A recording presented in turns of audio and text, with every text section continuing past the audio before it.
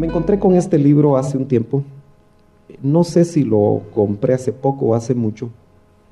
Creo que en uno de mis viajes lo compré. Se llama La Iglesia Gloriosa. Es de un autor conocido para ustedes, Watchman. Watchman es vigía, vigilante. Este fue un hombre que nació en el siglo XIX, pero desarrolló su ministerio fuertemente hasta más o menos 1924, un poquito más adelante. Y este hombre, como el doctor Ríos, no escribió libros. Sin embargo, hay como 40 libros de él que fueron escritos por sus discípulos. De la misma manera como hay libros del doctor Ríos que fueron escritos también por algunos que nos interesamos en que esta doctrina corriera. Pero me llama la atención si usted, se lo recomiendo si tiene oportunidad de comprarlo y leerlo, si lo tiene, vuélvalo a leer. Pero es interesante que solo le voy a leer rápidamente los capítulos y algunas cositas que quiero enseñarle de ahí. Pero dice el capítulo 1, el plan y el descanso de Dios, lo que tipifica a Eva, el cuerpo de Cristo y la esposa de Cristo, y ella dio a luz un hijo varón, la ciudad santa, la nueva Jerusalén, y el apéndice son los vencedores y los cambios en el mover dispensacional de Dios. Bueno, si usted nota, este hombre predicó esto al principio del siglo XX. Eso quiere decir que esa revelación como los vencedores, como el cuerpo, como la esposa, no fue conceptos exclusivos del doctor Ríos, sino que indudablemente Dios ha escogido varones, vasos, en diferentes generaciones para transmitir su revelación. Y yo entiendo que indudablemente la revelación el Señor la tiene en diferentes etapas. Pero yo lo quiero llevar a usted, déjeme ver con qué pasaje arranco, con lo que quiero compartir, porque si es Efesios capítulo 5, el libro o la epístola a los Efesios, capítulo 5, que tiene que ver precisamente con lo que yo creo que Watchman Nee quiso trasladar durante todo lo que escribió acá. Pero verso 26, capítulo 5, si me ayudan aquí los hermanos que están adelante con el pizarrón, yo creo que en determinado momento vamos a usarlo. Gloria a Dios. ¿Cuántos están aquí todavía? ¿Desayunaron, hermanos? Entonces un amén fuerte, un gloria a Dios fuerte. Fíjese que está frío, ¿verdad? El ambiente está frío y a veces hasta las manos se nos tuyen un poquito, gracias. Pero indudablemente que lo que debe estar con fuego es el corazón. ¿Cuántos tienen fuego en el corazón, hermanos? ¿Será que solo los que levantaron la mano? ¿Cuántos aquí tienen fuego en el corazón? Sí, si no tuviéramos fuego en el corazón, porque el Espíritu Santo de Dios está dentro de nosotros, ¿no es cierto? Amén. Gloria a Dios. Acuérdese que cuando Él se presenta en el Pentecostés, una evidencia visible, no solo fue que ellos hablaron en otras lenguas que los demás entendían, sino que dice que había como lenguas de fuego sobre sus cabezas repartidas. ¿Sí? Tuvieron que haberlas visto, ¿o no? ¿Qué piensa usted? A veces nosotros no nos ponemos a pensar lo que la Biblia dice, pero dice que habían como lenguas repartidas como de fuego. Si eso lo escribe Lucas, que era un historiador, y Lucas era un médico, Lucas había ido a la universidad de su tiempo, ¿sí? No era cualquier cosa, no era una persona que le podían engañar. Y dice que él diligentemente investigó y habló con los testigos, habló con los que lo vieron. Entonces, para escribir que había lenguas de fuego sobre la cabeza de los 120 que estaban en el aposento alto en el día de Pentecostés de ese tiempo, tuvieron que haber visto las lenguas, ¿o no? ¿Usted escribiría, si fuera un historiador, que hubieron lenguas de fuego si no hubieran habido testigos? ¿Lo escribiría usted? No, ¿verdad? Entonces, indudablemente, el mover del Espíritu, aunque se presenta en diferentes formas, hay fuego en el corazón. Si no hay fuego en el corazón, si no hay algo que le arda a usted en el corazón, preocúpese, hermano. Preocúpese. Si la frialdad de afuera se le mete a la frialdad de adentro, entonces acuérdese que también en la iglesia, la Odisea, se mide la temperatura de la iglesia. Hay 3 temperaturas: fríos como pata de muerto, fríos, tibios, ni chicha, ni limonada, para hacerlo muy chapín, y calientes. Yo siempre me he puesto a pensar que si tuviéramos un termómetro espiritual en esta congregación, ¿por qué tengo que hablar de esta? No voy a hablar de las otras, de esta. Si pusiéramos un termómetro en la puerta que midiera el nivel espiritual de cada uno de nosotros, usted solo medite dónde estaría el termómetro para usted cuando entre. ¿Subiría? ¿Estaría a la mitad o estaría muy bajo? Bueno, cada quien chequeese. Pero el Espíritu Santo sí lo tiene, ¿verdad? Y Él sabe cómo estamos. ¿Estamos fríos? ¿Estamos tibios? ¿O estamos calientes? Efesios 5, verso 26 dice, para santificarla, habiéndola purificado por el lavamiento del agua con la palabra, a fin de presentársela a sí mismo una iglesia en toda su gloria, sin que tenga mancha ni arruga, ni cosa semejante, sino que fuera santa e inmaculada. Bueno, qué interesante, hermano amado, es ver que el Señor no quiere menos que una iglesia gloriosa. No quiere nada menos. ¿Sabe usted que Él es un novio exigente? ¿Lo sabe usted? Él no se va a conformar como los noviecitos de la tierra, que cuando la novia es toda llena de cuentos, toda llena de cosas. Hay novias así, ¿verdad? Espero que usted no haya sido así. O que no sea así, ¿verdad? Porque aquí hay muchas jovencitas casaderas que hay que cuidarlas, ¿verdad? Ojalá que los papás las estén cuidando. Porque esa es tarea del papá, del padre. Solo un amén hoy. ¿Sabe usted que yo le digo? Yo tengo 3 hijas, ¿verdad? Las conoce usted. Yo le digo a mis hijas, yo soy la puerta por la que deben entrar aquellos que se acercan a ustedes. Ellos tienen que venir conmigo primerito. ¡Ala! Y no siempre llegan primerito, ¿verdad? Porque primero tienen que conocer, pero ellas deben de saber que el papá va a chequear. Es tarea del papá. Ya no es tarea tanto de la mamá, y son las mamás las que están ahí. Es el papá. El papá el que tiene que tener el olfato. Este huele a mundo, huele a Cristo o huele a religioso, ¿verdad? Tenemos que oler, tenemos que platicar, tenemos que... ya le conté a usted la historia que yo le oí a un ministro acerca de esto que estamos hablando, porque vamos a hablar de la iglesia gloriosa que se la va a presentar Cristo sin mancha ni arruga. Y digo, vamos a hacer un paréntesis, aunque tiene que ver con todo lo escatológico, porque al fin y al cabo, el evento que esperamos es al que es novio y va a ser esposo. Amén, eso es lo que esperamos. Por eso estamos aquí, hermano.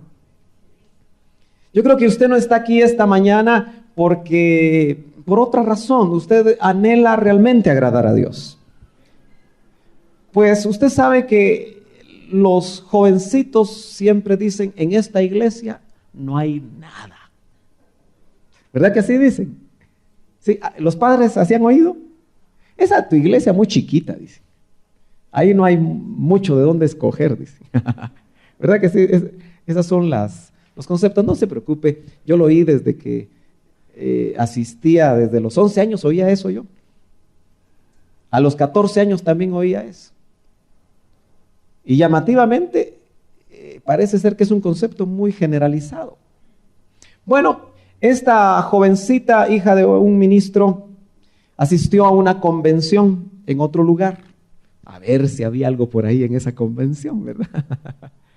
Yo a veces veo que los jóvenes van a los retiros juveniles pero más que oír la palabra están echando ojos. Y cuando les gusta a alguien dice, aleluya, dice.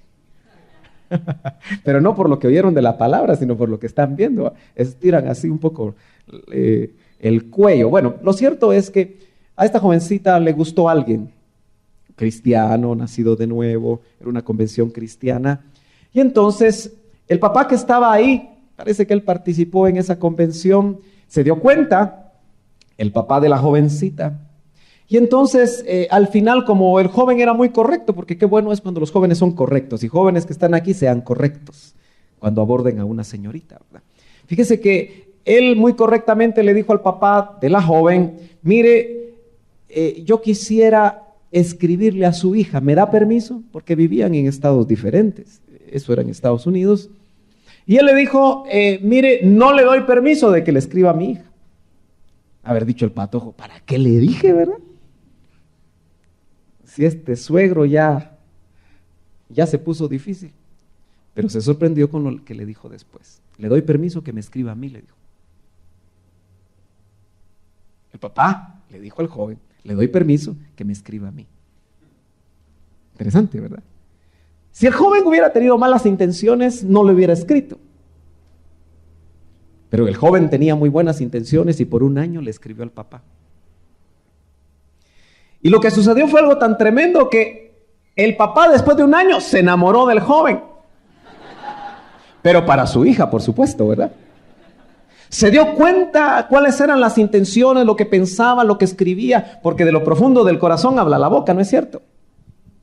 Que él le dijo a la hija al año, mira, le voy a mandar el boleto al joven para que venga aquí a la casa, después de que lo conozco por un año de lo que él ha escrito. Qué interesante, ¿verdad? Por eso le digo que los padres somos la puerta. Así que, jovencitas, si ustedes anhelan un esposo de bien, un esposo que ame al Señor, un esposo que verdaderamente camine en los caminos del Señor, pues indudablemente hablen con su papá. Solo un amén. Bueno, papás, pero qué interesante que aquí vemos a una novia que está siendo preparada. Pero note que dice, para santificarla, habiéndola purificado. ¿Sí? ¿Cómo dice más? Purificado. A ver, léame, por favor. ¿Sí? ¿Cómo dice? Por el lavamiento. El lavamiento. ¿Qué más? No está leyendo usted, ¿verdad? Del agua. Sí, del agua por la palabra. Hermano amado, fíjese que no es fácil venirle a predicar a usted. A mí no me es fácil. ¿Sabe por qué?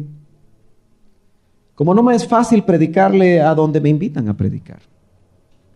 Porque usted es muy importante para Dios. No es cualquier cosa. ¿Sabe usted eso? Y yo estoy acostumbrado y estoy preparado, tengo las herramientas teológicas, si usted quiere. Tengo el conocimiento para prepararle buenos sermones. Desde 14 años yo fui preparado para eso. Desde que tenía 14 años. Estudié, yo en la mañana, porque yo siempre estoy temprano preguntándole al Señor qué quiere para sus hijos. No qué quiero yo, sino qué quiere Él. Usted no me pertenece a mí, pero sí le pertenece al Señor. Y entonces recordaba cuando a los 14 años yo iba a estudiar Biblia. Desde muy temprano me gustó estudiar la palabra de Dios. Y eso hace que uno adquiera conocimiento. Pero el conocimiento bíblico per se no es suficiente para purificar por medio del lavamiento del agua a su persona. Se necesita algo más que conocimiento. Por eso es que al final del cabo, yo pude entender que los 10 años que pasé en la iglesia, llamémosle tradicional evangélica, no está muy lejos de aquí el templo donde yo me congregaba, a 1 kilómetro de aquí está.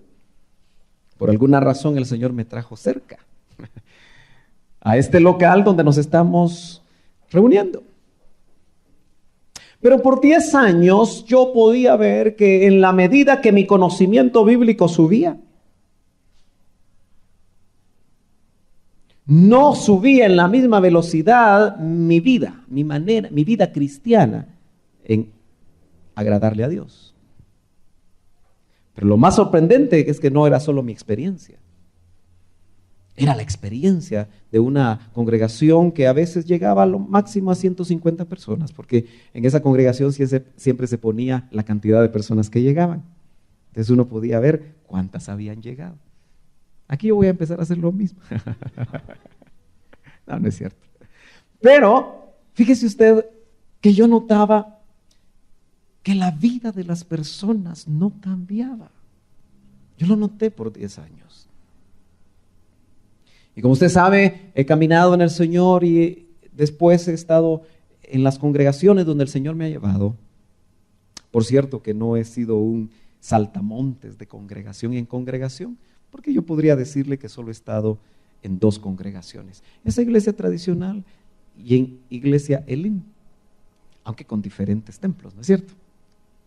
Porque yo me he considerado que desde que llegué a Elim, yo no he salido. Yo no sé si usted ya salió, pero yo en lo personal no he salido. Porque para mí Elim es más que una organización, más que una misión. Elim es algo más. Pero fíjese usted que qué tremendo, porque yo observé eso. Y una de las cosas que creo que el Espíritu está llamando o llamó la atención esta mañana es sobre el hecho de que si usted está siendo purificado, si usted está siendo lavado por medio del agua, por la palabra, según lo que acabamos de leer. Porque si usted no está siendo lavado, si usted no está siendo purificado, yo como ministro tengo que averiguar por qué. Porque entonces no estaría haciendo bien mi trabajo. ¿Me está siguiendo? Porque el trabajo ministerial es colaborar con el novio para purificar a su novia. El procedimiento es un procedimiento sencillo, por lo menos expresado acá, pero es no tan sencillo como parece, porque dice que habiéndola purificado por el lavamiento del agua. Fíjese que qué interesante es ver que él habla de un lavamiento por agua. ¿Y usted ha notado que en la Biblia el agua aparece tanto en el Antiguo Testamento como aparece en el Nuevo Testamento? En el Antiguo Testamento aparecen figuras. En el Nuevo Testamento aparece mucho más claro. Pero no es cierto que nosotros estamos bien familiarizados con el concepto de que el que sale de Egipto, porque estaba esclavo en Egipto, Faraón lo tenía en Egipto, Egipto es el mundo, Faraón es el diablo, y de ahí nosotros tenemos bien claro que pasamos por un mar rojo, y el mar es agua. ¿Sí? ¿Estamos de acuerdo? Todos entendemos ese concepto, ¿no es cierto? Entonces desde ahí ya está involucrada el agua. Y para nosotros pasar el mar rojo, ¿no es cierto que significa el nuevo nacimiento? No es estar en la iglesia, jóvenes, niños que están aquí, y aún varones, varonas que están aquí. No es venir a la iglesia, el atravesar el mar rojo. Eso lo que significa es atravesar, no pierda la atención, el pasar de muerte a vida tipifica el mar rojo. Pero ¿se ha dado cuenta usted que también hay otro evento en esa figura que nosotros vemos de Israel? Que para salir del desierto, ellos dicen que tenían que llegar a Canaán.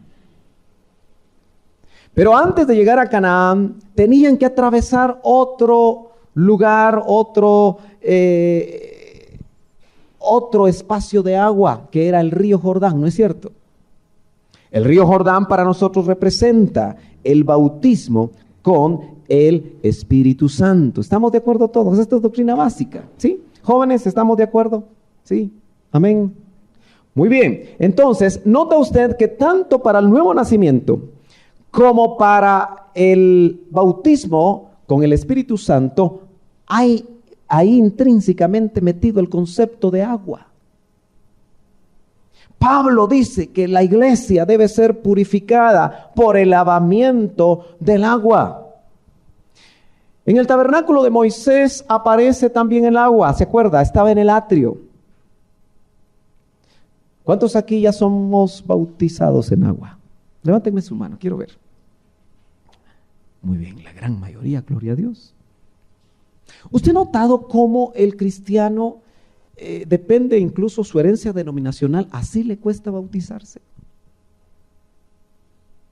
Yo hablaba cuando estuvimos con los jóvenes en Club Campestre La Montaña, donde nos ganaron el primer lugar. No sé de qué forma. ¿Cómo era que nos llamamos? Judá, ¿verdad? Judá éramos nosotros. Éramos los ganadores, pero gloria a Dios. Gloria a Dios. Pero lamentablemente, no sé qué pasó en el camino. Me dicen que en ese momentito en que yo dejé mi grupo, porque me puse a hablar con unos hermanos, me bajaron puntos. Y entonces perdimos. Bueno, pero estando ahí, precisamente en ese momento, estábamos hablando con algunos hermanos acerca de la hermana de una hermana que asiste a esta congregación, que lamentablemente donde asiste no la dejan bautizarse. No le permiten el bautismo de agua. Y aquí, si usted se convierte hoy y hoy se quiere bautizar, buscamos un tonel con agua o una tina o lo que sea, pero lo bautizamos. Porque así se hacía al principio, antes de que los hombres empezaran a establecer sus reglas. A veces las denominaciones, las organizaciones ponen reglas humanas. Esta persona tenía que pasar por una academia, pasar por cursos, y yo sé de qué se trata eso, porque de ahí vengo yo. Si no le daban a uno clases para decirle por qué era lo que era esto y qué era lo que era aquello, entonces usted no se podía bautizar. No, acuérdese, el bautismo en agua es la primera ministración al alma. Así que usted va a encontrar todas las figuras posibles en el Antiguo Testamento acerca del agua, pero ya acá en la doctrina apostólica revelada al apóstol Pablo, indudablemente nosotros tenemos que tratar de ver de qué está hablando, y creo que aquí el verso nos ayuda mucho porque dice el lavamiento del agua por la palabra. Entonces yo quiero que usted empiece a entender que indudablemente el agua se está refiriendo a la palabra que usted escucha, hermano. Y ese es el punto que yo quiero enfatizarle. De nada serviría que usted venga el martes, los que vienen el viernes, los que vienen el domingo, que son cristianos de a 3 porciones. ¿Sí? De nada serviría que usted lo hiciera si esa palabra no lo lava, no lo purifica. Y es que este autor me recuerda a mí cosas bien interesantes. Yo no sé si usted me permite que yo le lea literalmente, porque tal vez usted no lo va a comprar ni lo va a leer, o tal vez lo va a comprar y no lo va a leer. Pero permítame recordarle algunos conceptos. Yo creo que usted no se va a molestar que yo le lea algunos conceptos de este libro, ¿verdad? ¿No? Ok, es que a algunos no les gusta que lean. Pero fíjese que esa palabra es una palabra muy especial. Yo ya le hablé hace unos pocos meses acerca de logos y rema, ¿verdad? Pero el agua que lava, el agua que purifica, realmente es el rema de Dios. Muy bien. Dice, en otras palabras, rema es la palabra que el Señor habla por segunda vez. Es algo viviente, dice. El rema es algo viviente. Le voy a leer las cosas que yo tengo entresacadas aquí. Dice, si el Señor no nos habla hoy, somos verdaderos fracasos. Así decía hace casi hace 100 años, Watchman Nee. ¿Cuántas veces hemos predicado? Oiga esto. sin que el Señor pronunciara una sola palabra? ¿Se acuerda que yo le digo que usted discierna? No había nada malo con el mensaje, pero contenía solamente la palabra general del Señor, logos. No tenía ningún rema. El problema de la iglesia hoy en día es este: carece de la palabra viviente del Señor. Y en lugar de ella contiene únicamente doctrinas muertas. Hace falta verdaderamente una comunicación directa de Dios. Todo lo que vemos es una predicación humana. Cuán lamentable es el hecho de que tantas personas han muerto con buenas doctrinas. Que Dios tenga misericordia de nosotros y nos dé el rema. Que Él nos hable personal. Yo le he estado diciendo eso a los que vienen los martes y los viernes. Que Él nos hable personal y directamente hoy en día.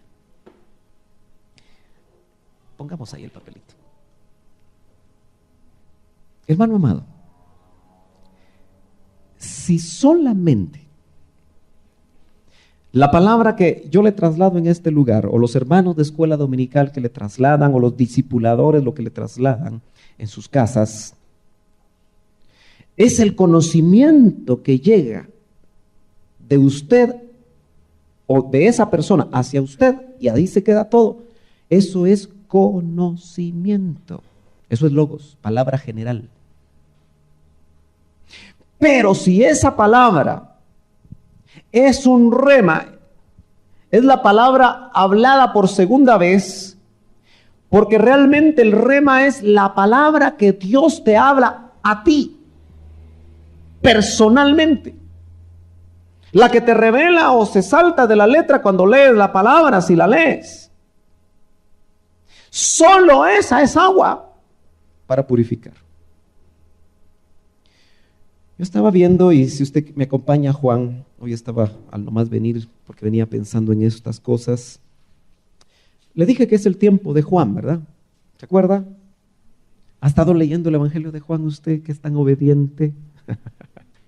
¿Ha estado leyendo primera, segunda y tercera epístola de Juan? ¿Ha estado leyendo el Apocalipsis usted? Ojalá. Pero fíjese que por eso es que me llama la atención, y le he dicho, y lo decía el doctor Ríos, que Juan es más profundo que Pablo.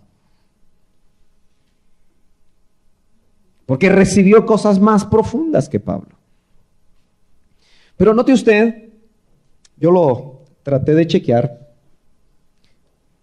Ayúdeme usted a chequearlo. Los que trajeron Biblia, busquen rápidamente donde está la crucifixión de Cristo. Tal vez los de este sector, busquen en Mateo, donde está la crucifixión de Cristo, ¿sí?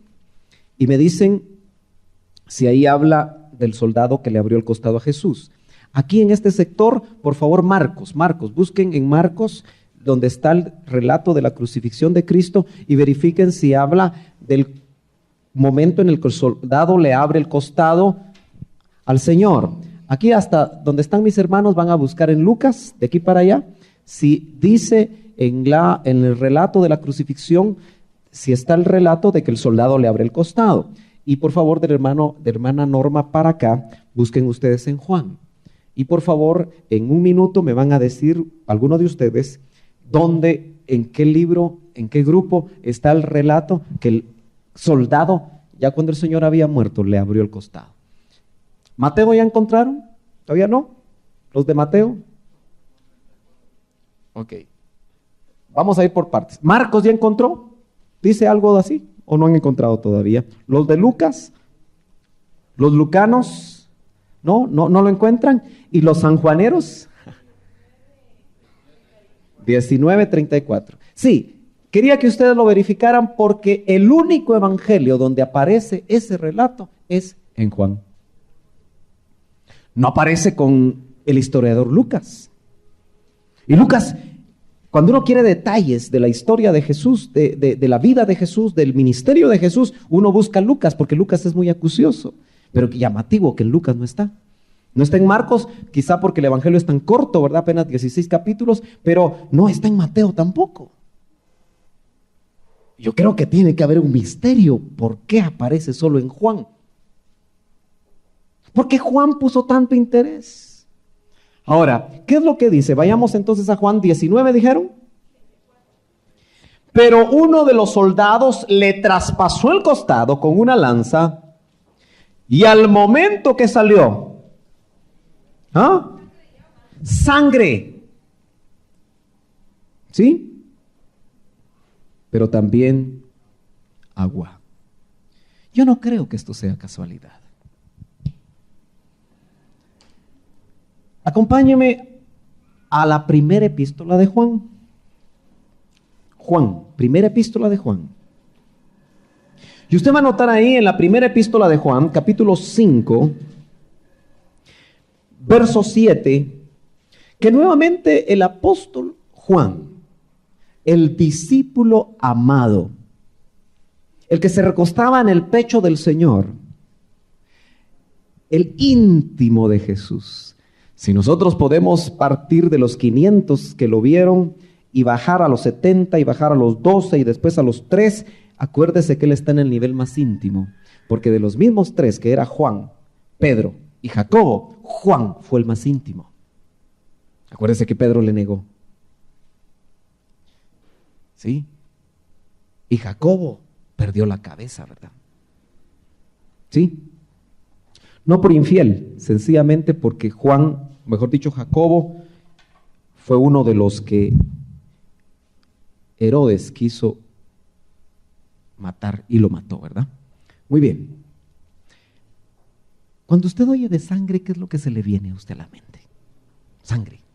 Por supuesto, la sangre de Cristo. ¿Qué se le viene a la mente? ¿Qué? ¿Vida? ¿Qué más? ¿Sacrificio? ¿Qué más? ¿Sangre? ¿Qué más? ¿Qué más? Sangre. Lavamiento de los pecados. ¿Qué más? Sangre. La sangre de Cristo. Poder. La sangre tiene poder. ¿Qué más? ¿Perdón? Amor. Muy bien. Pero sangre nos habla de todo lo que ustedes dijeron, lo podemos resumir en redención.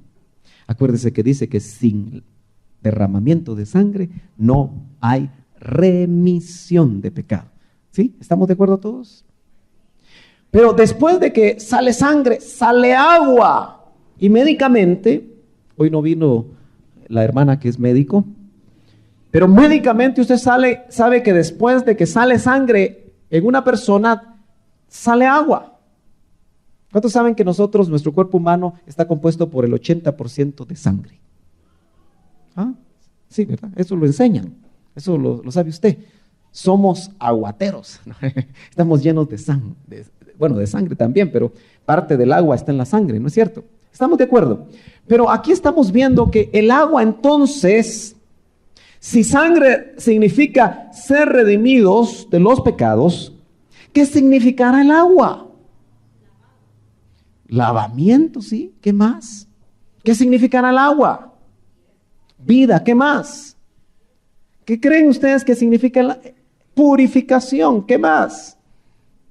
Significa santificación. Ahí está involucrado todo lo que ustedes han dicho, santificación, y está en el contexto de lo que estamos leyendo. Ahora, ¿se acuerda que en el Evangelio de Juan, capítulo 3, el Señor tiene un encuentro con el maestro de Israel?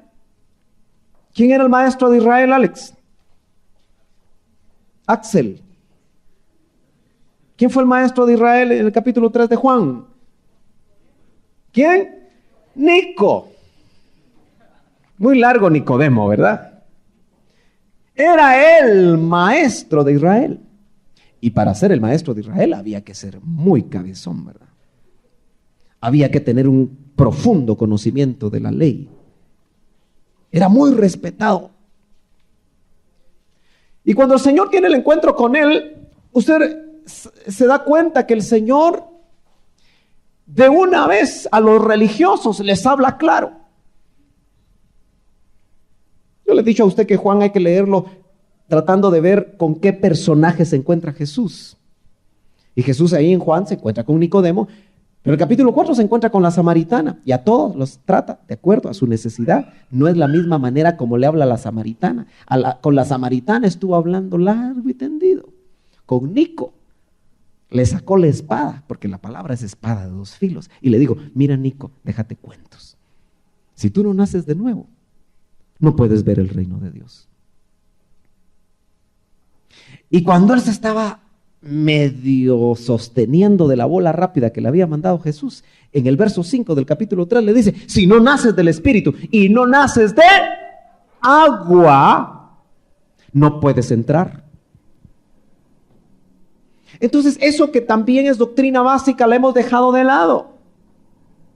Cuando usted y yo nacimos de nuevo podemos ver el reino, pero momento, si queremos entrar tenemos que nacer de espíritu y tenemos que nacer de agua. Entonces note usted que en todo el pensamiento de Juan, así como está involucrado en el pensamiento de Juan la revelación del verbo, así también está involucrada la revelación del agua. ¿Qué fue lo que le ofreció el Señor Jesús a la samaritana? ¿Qué fue lo que le ofreció? Agua de vida. Si tú supieras, samaritana, ¿quién te pide agua? Tú le pedirías a él y él te daría agua. Y si tomas de esa agua, no volverás a tener sed jamás. Yo quiero de esa agua, usted. Qué rico sería tomarnos un vaso de esa agua en lo literal y ya no tener sed jamás. Pero está hablando de una sed espiritual. Entonces note usted que Juan desarrolla muy bien la revelación del agua. Y el agua, le estoy diciendo, hermano amado, que es el rema de Dios. Sin rema nos vamos a morir de sed. Si algo y más que nunca usted tiene que estar consciente es que haya rema en su vida. La palabra que Dios le habla a usted personalmente.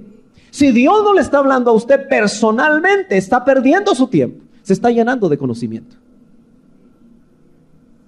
A mí el conocimiento no me sirvió. Cuando yo empecé a conocer lo que fue la administración del alma, que se lo he dicho que no lo conocí en el IMSS, lo conocí en Colombia.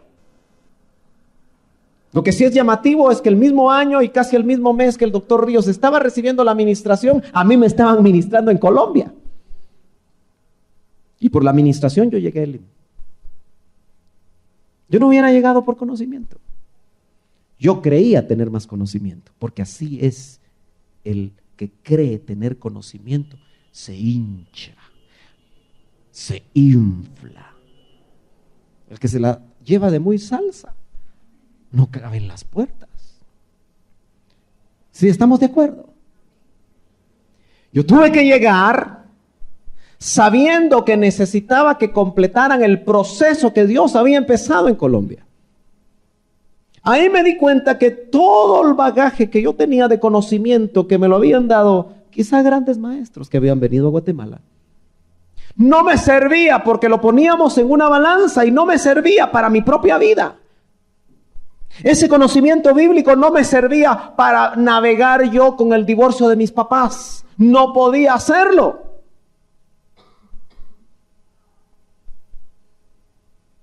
El conocimiento bíblico que yo tenía no me ayudaba para enfrentar cosas que como joven tenía que enfrentar. Porque lo que me habían dado a mí era logos, palabra general, conocimiento.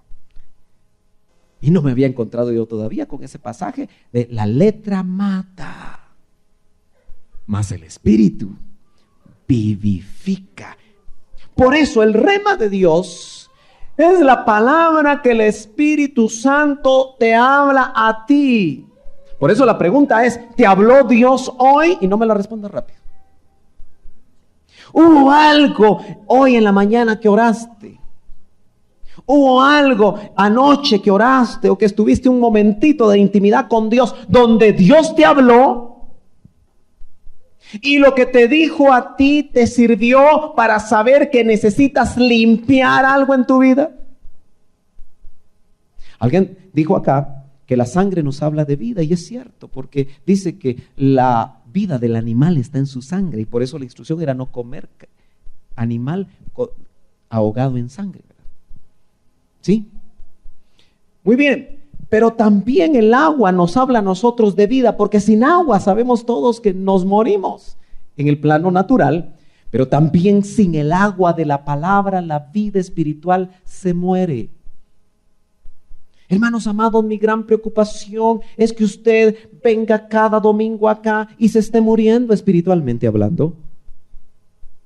Que no esté pudiendo batallar con lo que usted está escuchando en la realidad de su vida. Que usted siga teniendo grandes temores, que usted siga teniendo grandes complejos, que usted siga teniendo grandes problemas, grandes raíces de amargura, que usted siga teniendo tantas cosas ahí en su corazón y que se esté muriendo. Usted oyó ahí que grandes hombres murieron con grandes doctrinas. ¿Lo oyó cuando se lo leí? Yo le he dicho a usted cosas aquí que tal vez lo han hecho pensar, y se las vuelvo a repetir. Dios reveló al hermano Otto grandes doctrinas, pero que si para usted son solo eso, doctrinas aprendidas, trasladadas de un ministro a una persona y que le llenó su mente y usted lo sabe manejar bien, pero no le sirve para su vida, no ha ganado mucho. No ha ganado mucho. Si lo importante, hermano amado, es que usted descubra que Dios le va a hablar a usted y que le quiere hablar. No es que usted se aprenda lo que yo predico para que se lo repita como lorito a otro. No es eso, hermano. Porque entonces para ser novia y para poder caminar y agradar al Señor en nuestra vida cristiana, solo significaría que yo les pasara un test y el que saca 100, ya está. No es eso.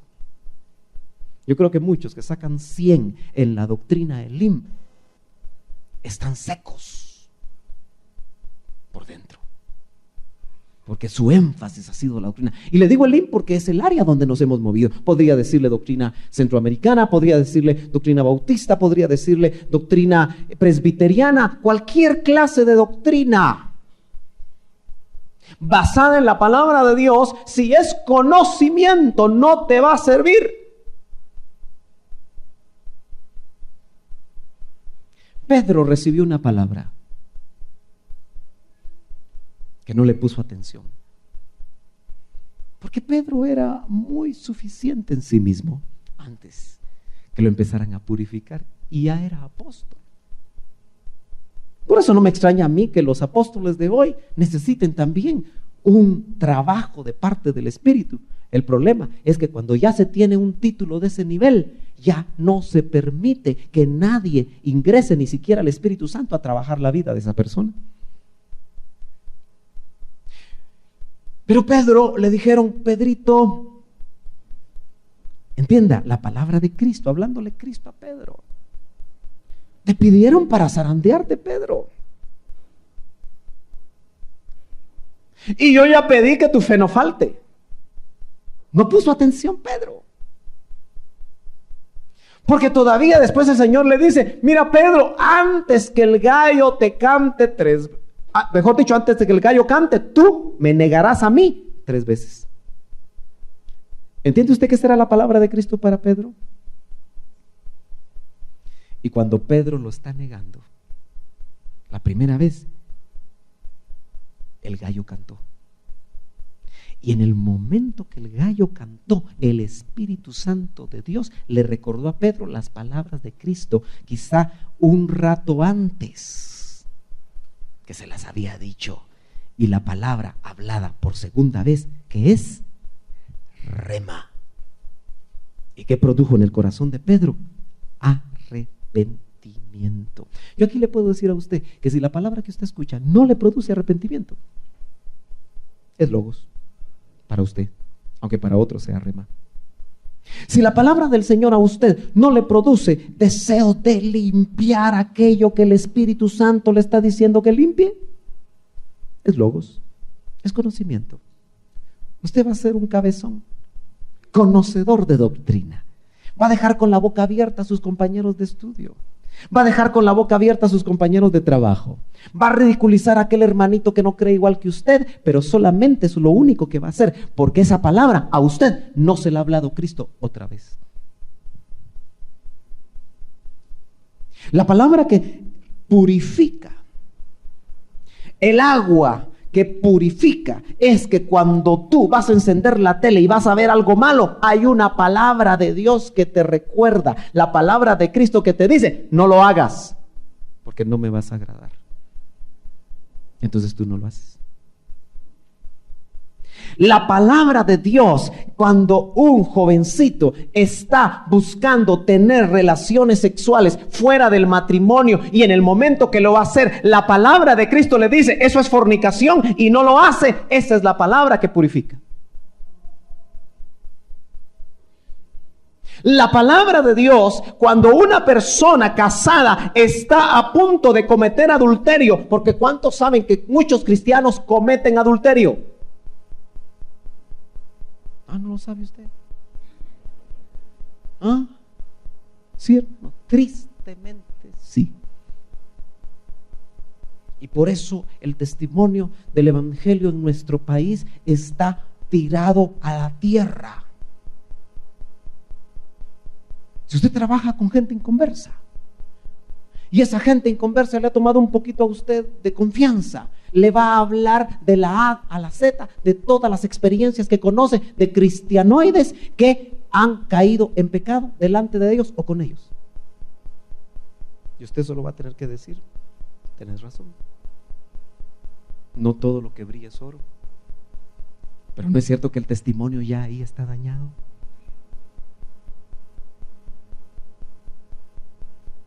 Indudablemente. Y esa gente llega a las iglesias, llega a los templos. Se ponen sus trajes de diáconos con su etiqueta aquí que dice diácono. Pero eso no es suficiente para que durante la semana estén coqueteando con las secretarias, o estén coqueteando con la compañera de ventas, o estén coqueteando con esta y con aquella que no es su esposa. Hermano amado, yo trabajo ahora con inconversos, perdón. ¿Y cómo duele el corazón? Que de repente uno de ellos me diga, mira, con razón fulano de tal, tremendo ministro conocido, dejó a su esposa. Me dijo el inconverso. Sí, con qué patojona la encontré, o lo encontré, me dijo. ¿Y qué puedo decir yo? Sí sé que es cierto. Yo tuve que ministrar a la esposa. ¡Qué terrible! Le estoy hablando de ministros. ¿Cómo andarán las ovejas? Llenas de conocimiento. Pero no es el conocimiento el que te va a lavar, el que te va a purificar, sino que es la palabra de Cristo que tú quieras oír, porque Dios sigue hablando. Si el Señor no te está hablando, hermano, necesitas urgentemente ayuda. Si ya no te habla, porque puede ser que tu conciencia sea cauterizada. Por eso, hermano, cuando usted lee capítulo 2, capítulo 3 de Apocalipsis, note una frase que se repite 7 veces. El que tenga oído para oír, que oiga lo que el Espíritu dice a la iglesia. Hermano amado, ¿qué significa eso? Que hay mucha gente que ya no oye. ¿Por qué? Porque ya no tiene oído espiritual. Y cuando ya no tenemos oído espiritual, ya no nos lavan, ya no nos limpian. Y Juan en el Apocalipsis vio una gran multitud. Y le preguntaron a Juan, el más profundo de la tierra, le preguntaron, ¿quiénes son estos? Y Juan no supo.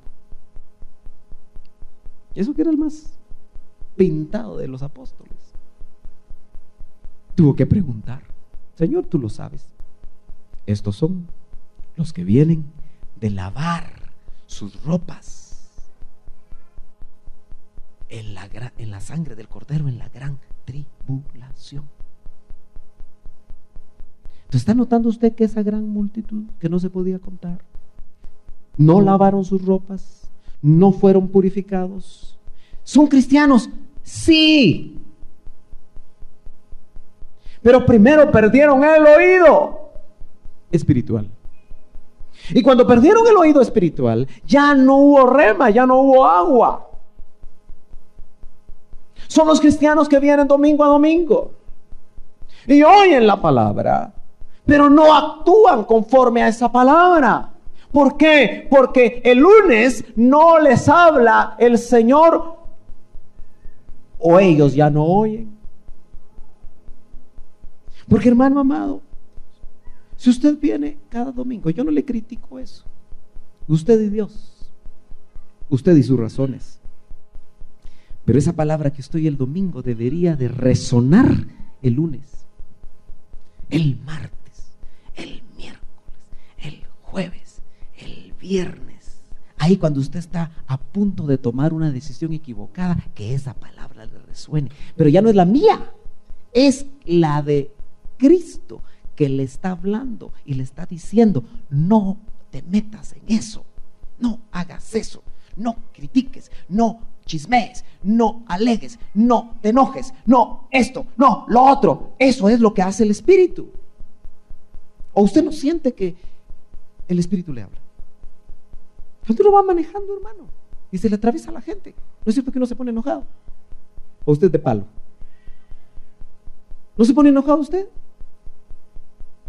Yo recuerdo, ya se lo he dicho y todo el mundo se asusta, pero yo soy sincero. Pero hubo épocas de mucho estrés en mi vida que cuando se me atravesaban, yo dije: si hubiera llegado una pistola, por lo menos disparo al aire. Gracias a Dios ya no he tenido ese pensamiento. Hay que ser sinceros. Aquí qué bonitos todos, solo la aureola falta. Pero ¿qué tal en el trabajo? ¿Qué tal en el estudio? Cuando a una jovencita la otra le alega y ya le quiere pegar. ¿Te metes conmigo? Vas a ver. Y ahí el Espíritu trabajando, recordando, el Señor calmando, trayendo paz al corazón. Pero uno decide.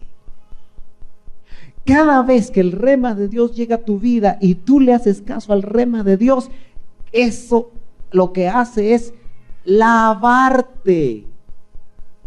¿Me está siguiendo? Entonces, hermano, ¿sabe qué necesitamos nosotros? Una gran lavandería, donde nos estén, va de lavar y va de lavar y va de lavar. Por eso es importante el rema. El rema no se supedita a los cultos. El rema debe estar cuando el oído está preparado para escuchar la voz de Dios. Por eso la pregunta que tú tienes que hacer es: ¿me habló hoy Dios? No si me habló mi papá, no si me habló mi mamá, no, el Señor Jesucristo me habló. Porque yo te quiero, si me permites, leer otras cositas aquí. Vamos a ver por dónde íbamos. Hay que bajar los lentes porque ya no veo. Es la edad, dicen por ahí, ¿verdad? Dice: de manera, o mejor dicho, ¿de qué manera Cristo perfeccionará la iglesia? Él lo hará al purificarla por el lavamiento del agua en la palabra, el rema. Hemos mencionado anteriormente que el agua alude a la vida. ¿Se dan cuenta que los que no habían leído contestaron bien? Tipifica la vida liberada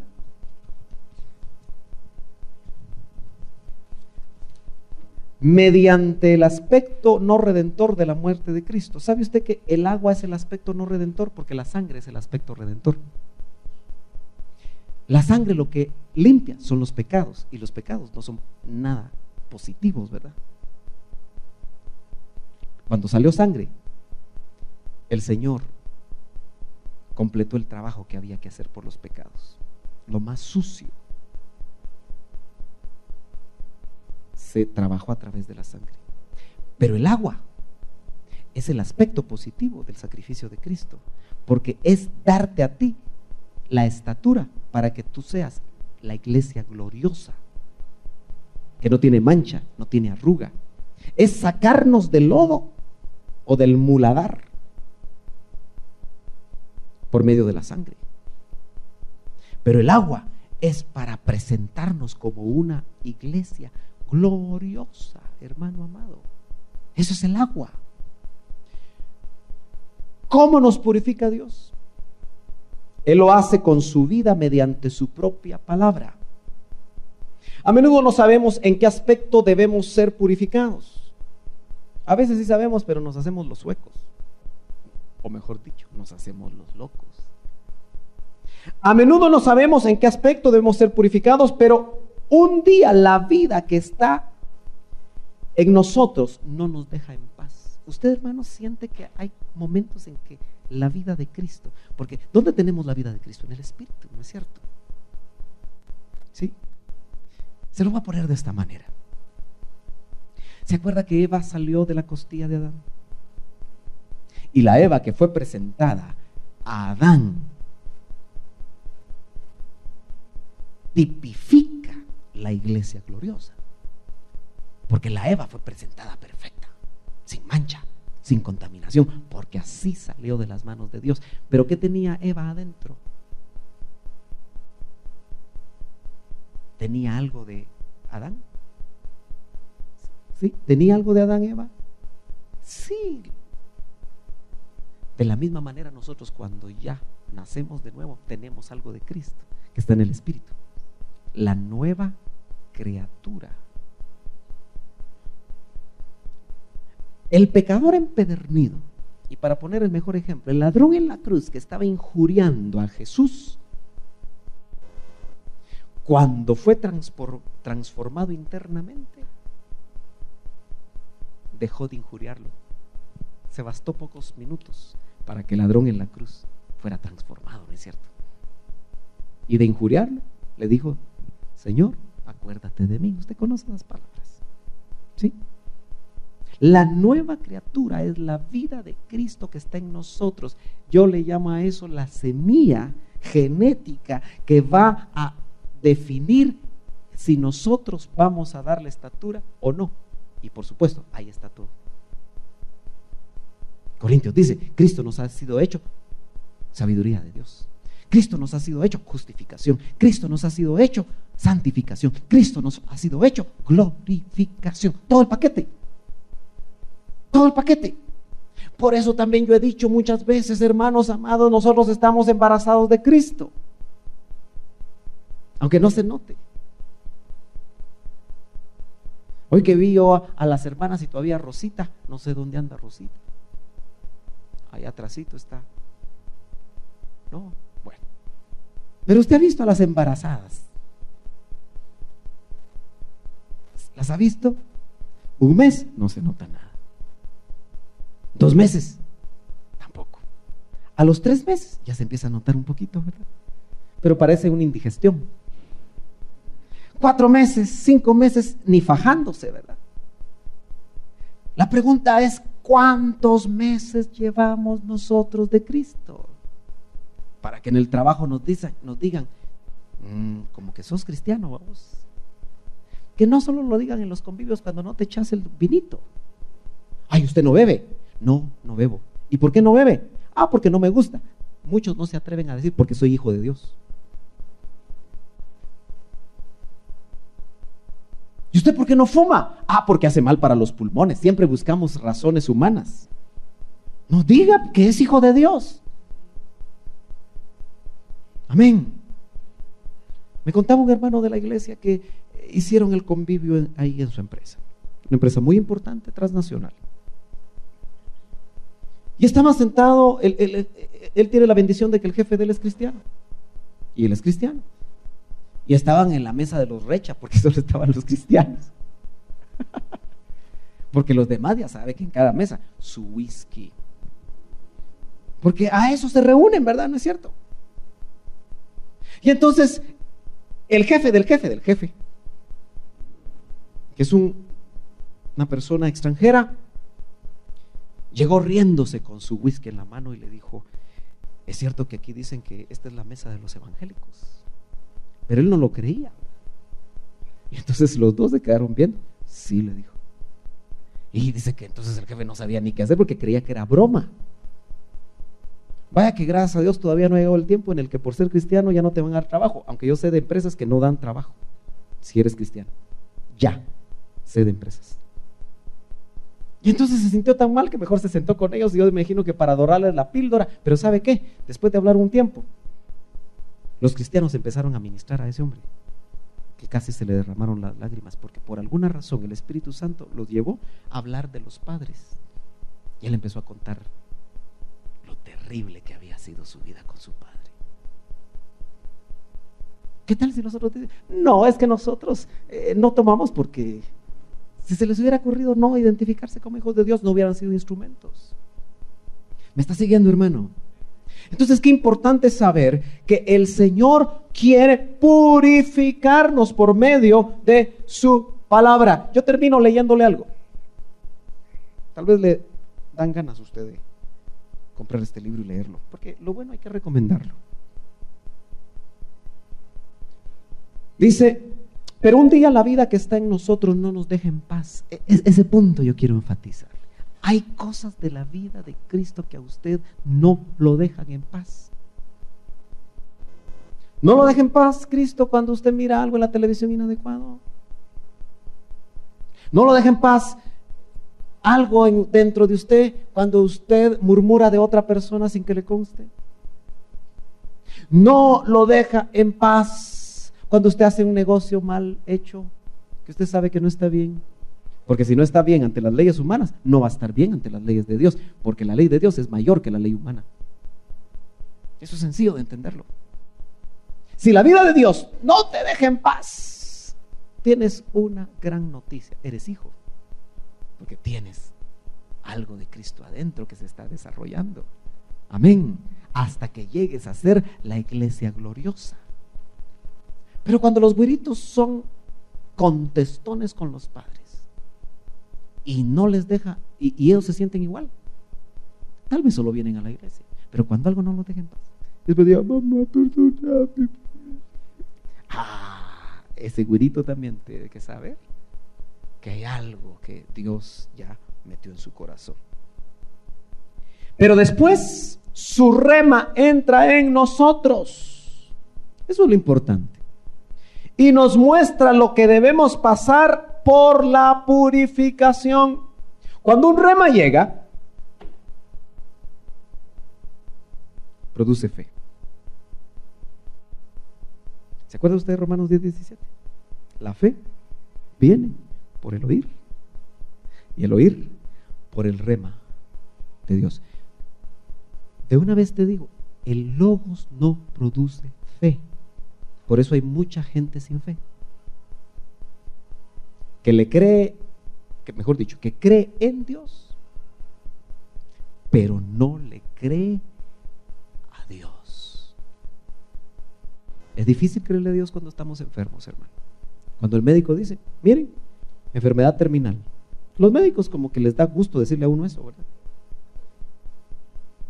Mire, lo que tiene, está delicado usted. Y uno que llegó campeón. ¿Por qué? Porque le crees más a una autoridad médica. Pero cuando tú sabes que tienes al médico de médicos, y que aunque éste diga que te vas a morir mañana, si el de arriba dice que no te vas a morir mañana, tú vas a confiar. Pero necesitas el rema que te diga: yo soy tu sanador. Cuando tú dices ese rema: yo soy tu sanador, aunque 500 médicos te digan que te vas a morir, no te mueres, hermano, porque te dan la fe, y esa fe transforma tu vida.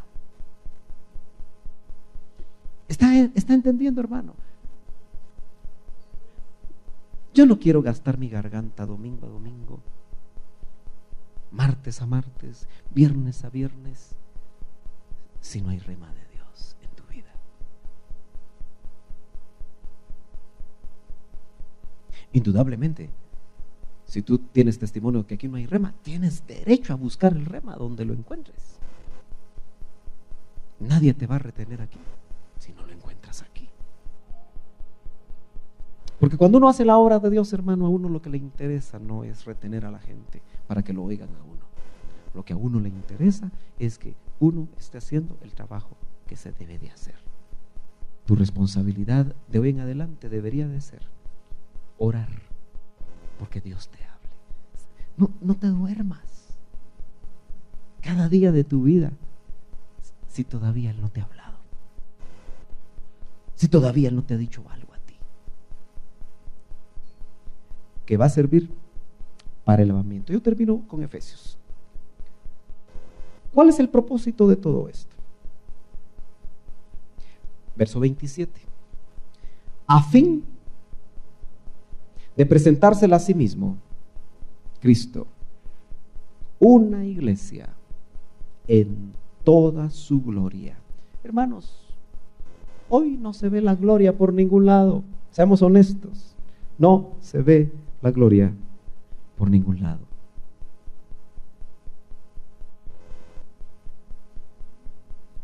Algo tiene que hacer Dios, sin que tenga mancha, ni arruga, ni cosa semejante, sino que fuera santa e inmaculada. Eso es lo que Dios espera hacer de nosotros. Si hay mucha mancha, si hay mucha arruga, si hay mucho que lavar, nos urge el rema de Dios, pero no lo vas a tener si no lo buscas. Tal vez en un mensaje de esta iglesia llegue un rema a tu vida. Tú tienes que experimentar que el lunes, cuando estás en tus devociones, hay otro rema a tu vida. Por eso que yo entiendo que la iglesia no debería de volverse dependiente de un hombre. Yo creo que eso ha sido una mala práctica de un ministro. Debe volverse dependiente de la palabra de Cristo, que llega a la 1 de la mañana. Por más que te estime, hermano, probablemente no llegue yo a la 1 de la mañana a tu casa, pero hay uno que sí llega a las 2, a las 3, a las 4, en cualquier momento que tú lo necesites. Padre, en esta mañana yo te doy gracias por tu palabra. Pero en especial, Señor, yo te pido que el rema tuyo, no el logos, no el conocimiento, urgentemente llegue a nuestras vidas. Queremos reconocernos necesitados de tu rema, de tu agua viva, de tu agua que limpia. Nos reconocemos, Señor, con necesidad de ser limpios. Nos reconocemos con necesidad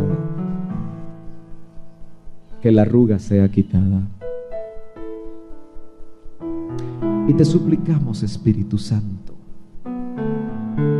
que habitas en nuestro corazón. Danos el rema. Danos la palabra de Cristo cada día, en cada momento, en cada situación, donde tengamos que enfrentar al enemigo, donde tengamos que enfrentar la tentación, donde tengamos que enfrentar las batallas que nos toca librar. Que tu palabra llegue a tiempo y que tengamos oídos, Señor, para oír. Señor, yo oro para que el orgullo espiritual que provoca el conocimiento de tu palabra en esta congregación sea roto.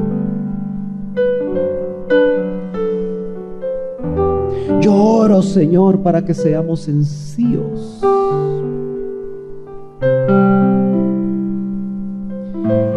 Para que entonces el rema tuyo, tu palabra, no la del hombre, tu palabra, llegue.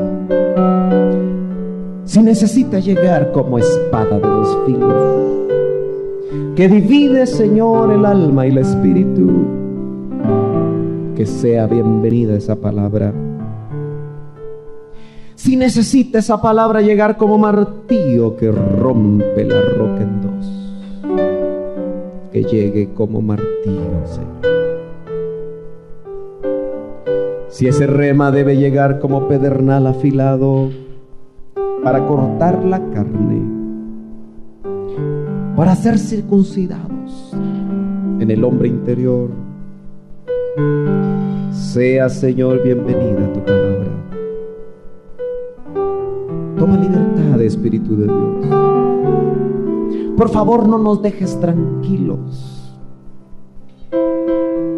Haz que lo que tenemos de Cristo y aún no se ha desarrollado, no nos dejes tranquilos de hoy en adelante. Especialmente, Señor, cuando visitemos a la familia inconversa, donde socialmente a veces compartimos. Cuando llegue la tentación, Señor, que el rema tuyo nos purifique, nos detenga en pensamiento, en hecho. Limpia nuestras conciencias. Límpianos, Señor. Haz tu obra. Que el conocimiento que nos interese sea el que provoca el rema, que produce fe. Palabras sencillas de tu boca para nuestro corazón.